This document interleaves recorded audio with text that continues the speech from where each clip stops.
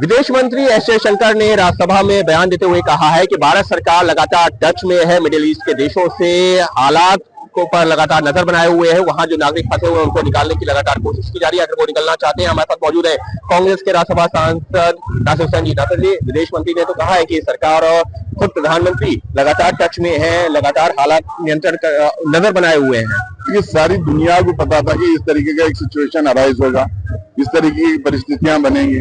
अब सबको ये भी पता है कि 1 करोड़ से ज्यादा हमारे नागरिक वहां पे काम करते हैं और सिर्फ ईरान नहीं, पूरे गल्फ में काम करते हैं। और सबको ये भी पता था कि जहां जहां अमेरिकन बेसेस हैं एंटायर गल्फ कंट्रीज में, वहां वहां ईरान जो है, अगर उनके ऊपर हमला हो तो ईरान उस बेसेस को उड़ाने की कोशिश करेगी।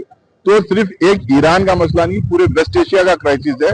उस क्राइसिस से हमारे 1 करोड़ से ज्यादा लोग जो वहां पे काम कर रहे हैं उनको कैसा निकालेंगे, क्या हमारा प्लान है। और दूसरा जो है, एनर्जी की भी क्राइसिस होगी, हमें पता था। हमारे रिजर्व कितने दिन के लिए चलेंगे, हमारे रिजर्व चलेंगे 15-20 दिन के लिए, 25 दिन के लिए चलेंगे, उसके बाद क्या होगा। तो इसकी भी तैयारी हमारी क्या है। और दूसरा जो है, ऐसा लग रहा है कि यूएस के राष्ट्रपति जैसे हमें भीख में दे रहे हैं कि आप 1 महीने तक आपको रियायती दीजिए, आप जाके रशिया के ऑयल खरीदिए। भाई वो होते कौन है हमें ये डायरेक्शन देने के लिए, हमें हुक्म देने के लिए, कहाँ से खरीदें, कब तक खरीदें, ना खरीदें। और उनके डिक्टेट्स पे हमारी सरकार क्यों इतना बेंड हो जा रही है कि हम वो बोलेंगे खरीदो तो हम खरीदेंगे, वो बोलेंगे ना खरीदो तो हम ना खरीदेंगे। तो इन तमाम सिचुएशन पे हम चाहते हैं कि चर्चा हो।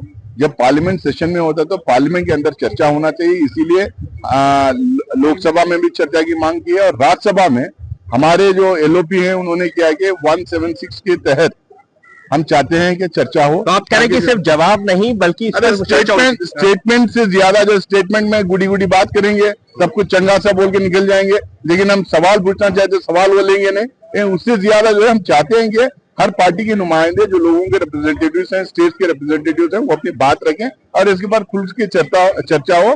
ये क्योंकि अब सरकार को भी पता चल रहा है कि इनकी डिविएशन जो थी फॉरेन पॉलिसी में, उससे कितना नुकसान हमें हुआ। लेकिन सबके बीच में जो नड्डा जी भी, जब आप लोगों ने वॉकआउट किया तो नेता सदन नड्डा जी, उनका कहना था कि जब भी कोई महत्वपूर्ण चर्चा होती है, सरकार की तरफ से कोई बयान आ रहा होता है, विपक्ष ऐसा ही भाग जाता है। तो हम चर्चा की मांग कर रहे हैं ना, हम स्टेटमेंट की मांग नहीं कर रहे हैं, हम चर्चा की मांग कर रहे हैं। और इनको पता है कि ये फंसी हुई है, इनकी फॉरेन पॉलिसी फंसी हुई है। ये डिविएशन जो लगातार कर रहे थे, हम बार बार जो कह रहे थे कि इनकी फॉरेन पॉलिसी फॉल्टी है, ये डिविएशन की वजह से हमें कभी ना कभी हमें दिक्कतें पैदा होंगी।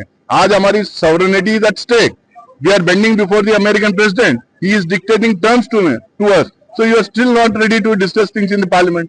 तो साफ तौर पर कांग्रेस का ये कहना है कि सिर्फ जो है मंत्री का बयान नहीं बल्कि इस मुद्दे पर होनी चाहिए चर्चा, क्योंकि ये देश की विदेश नीति से जुड़ा हुआ है एक अहम मुद्दा। अंकित गुप्ता, एबीपी न्यूज, दिल्ली।